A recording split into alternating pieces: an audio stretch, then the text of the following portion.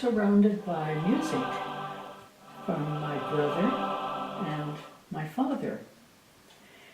And I was very young, and when we went to church, I always saw my father singing in the church choir.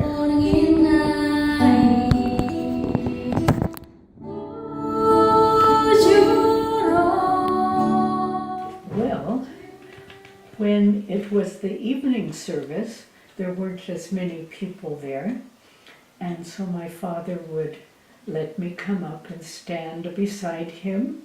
And I liked that very much because I could listen to him and try to copy what he did with his voice. That if he took his finger up high, that his voice went high. And I thought, oh, I can do that. And so from then on, every time we went to church, I always wanted to sing sitting next to my father.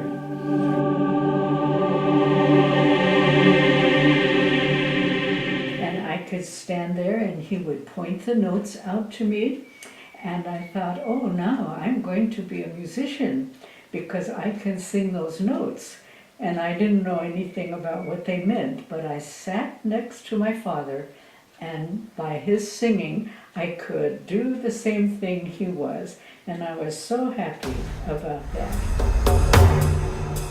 And so then when I went home, I would try to make my voice go a little bit higher, and of course I didn't know if I really did it, but then I could hardly wait till the next day came when I could stand next to him and make my voice go up and go down like he did. And so I was very happy about that.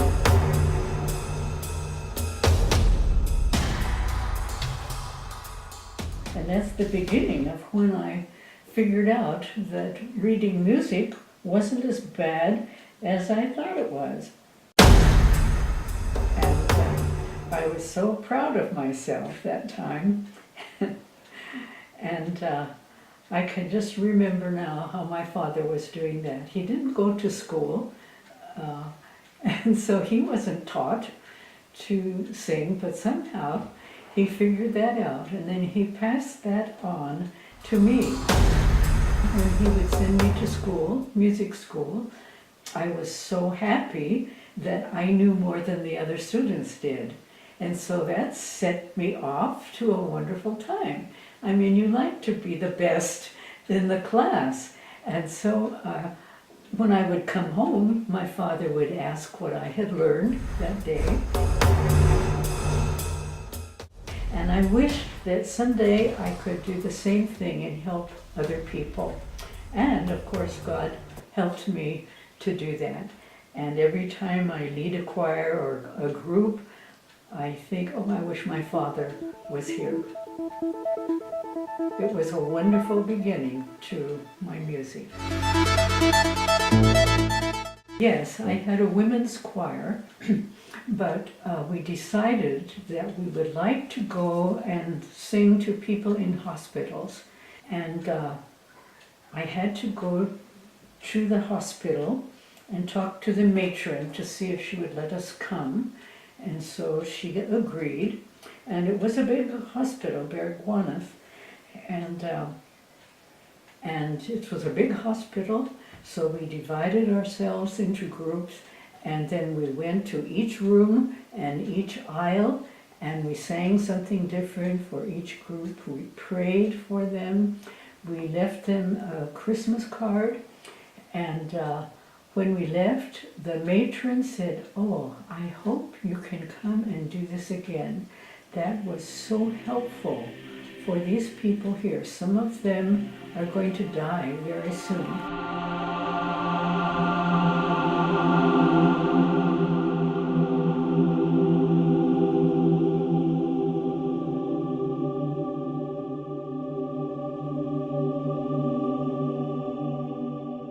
Well, I conducted choirs in many places, and the most fun I had was, it was all men, and they formed their own choir, and they wanted to sing parts of the Messiah, which is one of the well-known pieces of music in the whole world and for all time. The Hallelujah chorus, people knew that. Hallelujah, hallelujah, hallelujah, hallelujah, hallelujah. And at that time, there was absolutely no mixing of blacks and whites. And this was an all-black choir.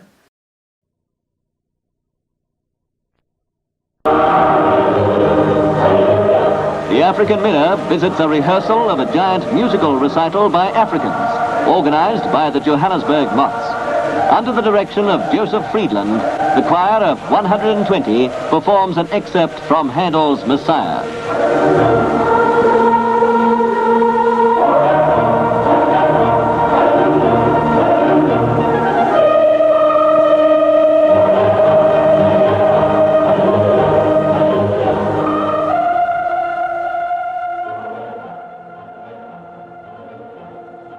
This was the first time that a mixed group, black and white, was allowed to sing in the city hall,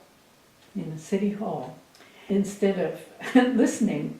But they enjoyed that so much that they stood up and they clapped and they shouted and they wouldn't stop and they were crying.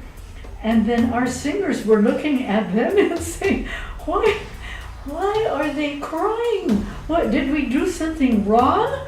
And so it ended up, finally people stopped clapping. But the next day, in the daily newspaper, the front page was a picture of our choir singing.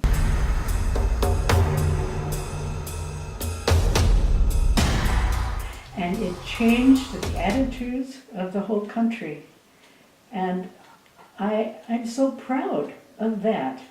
They're the ones who did it, even though I was conducting them. But, you know, there was so much of partiality. The races couldn't mix, but here they were.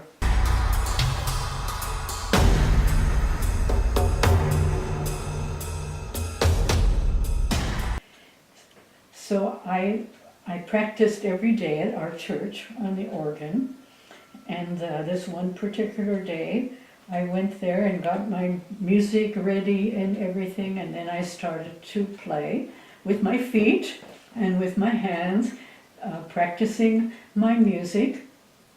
And then I had to stop. It was time to stop. And then he came and sat on the bench with me, and I stopped playing and put my music in the proper places, and then he said to me, let me see, would you go to the mission field with me?